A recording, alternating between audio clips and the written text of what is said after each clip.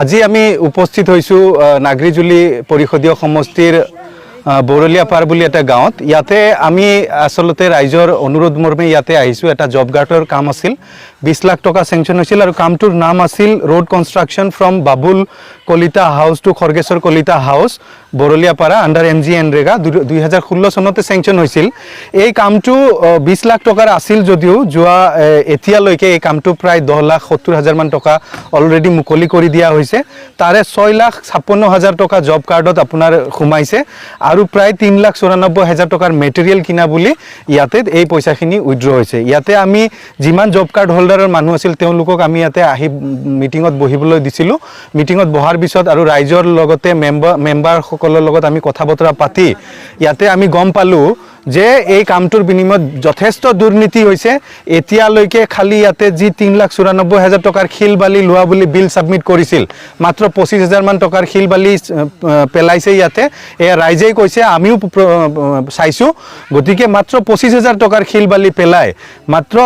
3,94,000 টকাৰ শিল বালি পেলোৱা বুলি প্ৰায় এবছৰ আগতে তেওঁলোকে ইয়াৰ পইচা উইথড্ৰ কৰিছে আৰু এতিয়া যেহেতু নিৰ্বাচন আহি আছে নিৰ্বাচনৰ আগত ৰাইজক ঠগাবৰ কাৰণে ভুল দিয়াবৰ কাৰণে তেওঁলোকে কি কৰিছে মাত্ৰ এনে কেই ট্ৰেক্টৰ মান শিল বালি পেলাই ইয়াতে ৰাইজক দেখাব খুজিছে যে আমি কাম কৰি আছো এয়া মাত্ৰ নিৰ্বাচন কেন্দ্ৰিক এটা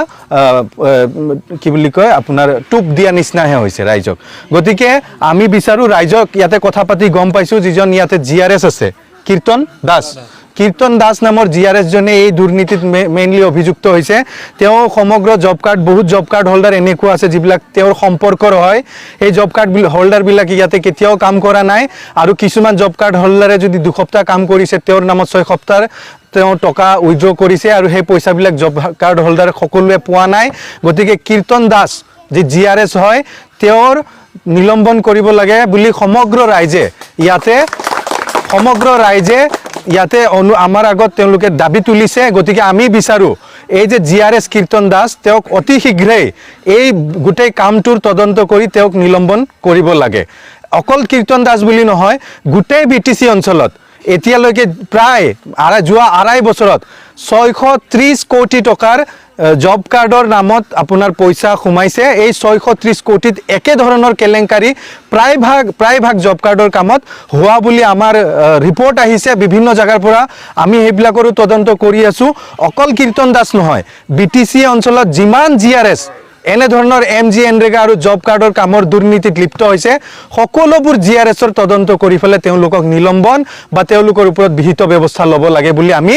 আৰু এই সকলো ৰাইজৰ ফালৰ পৰা আমি দাবী উত্থাপন কৰিলো ধন্যবাদ